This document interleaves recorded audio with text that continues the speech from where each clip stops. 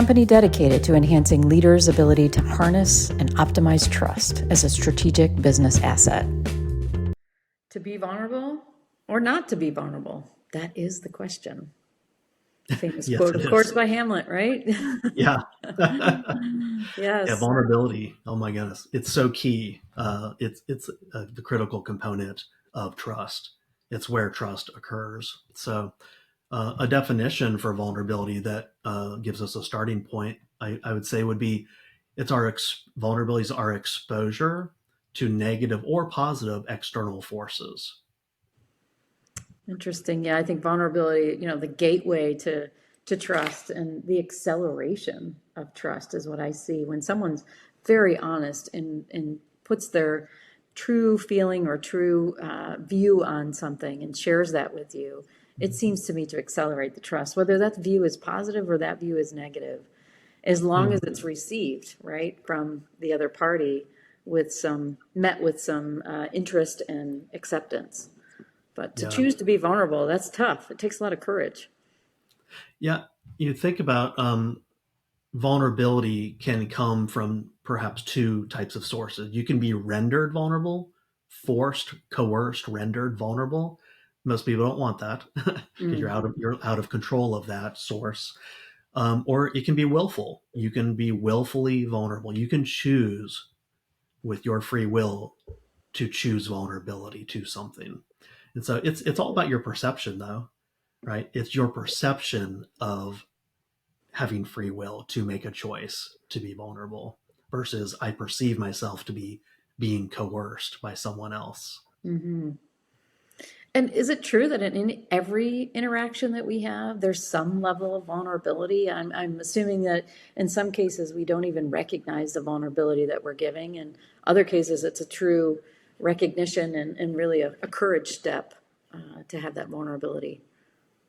I would agree with that. Yeah. Every interaction you have with another human, and you can even say with other entities, other things, a chair, right? I'm choosing to trust that chair, that it was built well, that it's not going to fall apart when I sit in that thing, right? Mm-hmm. We focus more on social trust. So trust between one or more, humans. But yeah, every social interaction, I would say, requires some level of a person choosing to be more vulnerable than they were before they entered into that interaction. Mm-hmm. Yeah. So vulnerability, as we said, it really accelerates a relationship and accelerates sometimes toward a goal to be vulnerable and to really be explicit about what you want or need. Can we ever get overly vulnerable in a situation, maybe overly passionate and trying to advocate for something that is beyond and not the recognition of where we need to stop and quite limit our vulnerability? Yeah, to that I say trust is amoral. It means trust can have negative or positive consequences. And so you can have negative or positive intentions for trust, for employing trust. So that's certainly the case. And you can be misinformed as well about you can have bad data or incomplete data about a source, a person that you are choosing to make yourself vulnerable to. And so then you make a choice to be vulnerable to them, and then you behave that way in a vulnerable way, and then it blows back in your face, and you wish that you hadn't, and then we know what happens from there. Yeah. Distrust. Distrust, and that seems to be something that is often in some people's minds never can be repaired. Mm. It can, though, and we can talk deeply about that. That's one of the most difficult things to discuss is trust repair. Hmm. But when I think about vulnerability, there's a paradox of sorts related to uncertainty. So I would call it the uncertainty trust paradox.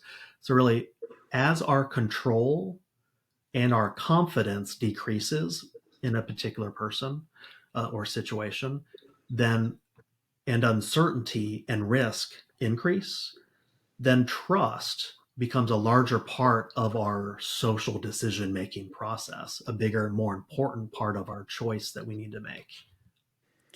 Yeah, it's fascinating because quite the opposite often happens, right? Our trust goes down when we get in these situations that are uncertain. We don't know where they're going.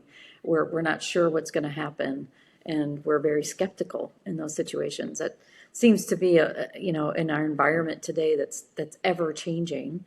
We're struggling with the uncertainty and trusting those who are leading the change, those who are leading organizations. The chasm seems to be getting larger. Well, perhaps in the United States, we're experiencing, and maybe Western Europe, we're experiencing a crisis of trust. We talk about a crisis perhaps of institutional trust. We don't trust our institutions like we used to, but it's much deeper than that. In some places where I've traveled internationally, they've learned to distrust or trust appropriately broken institutions. And so they're used to this is not new to them. Perhaps we're experiencing something new in our businesses, in our communities, in our government, and we're learning to adjust to it. Do you have any, perhaps an example that could speak to that? Well, I do think that the amount of change that's happening here in terms of mergers, acquisitions, changing in cultures, changing in environments, there is the divide between who's leading the change and who's receiving and executing the change is the divide of trust is becoming bigger. Perhaps it sounds like we have something to learn from other countries that are more accustomed to uncertainty and volatility and chaos, ambiguity, things that we're experiencing here in the US. Perhaps we have opportunity to learn from other countries that have already been through all of that and where trust plays a role in those situations. I think so. That'll be fun to unpack that.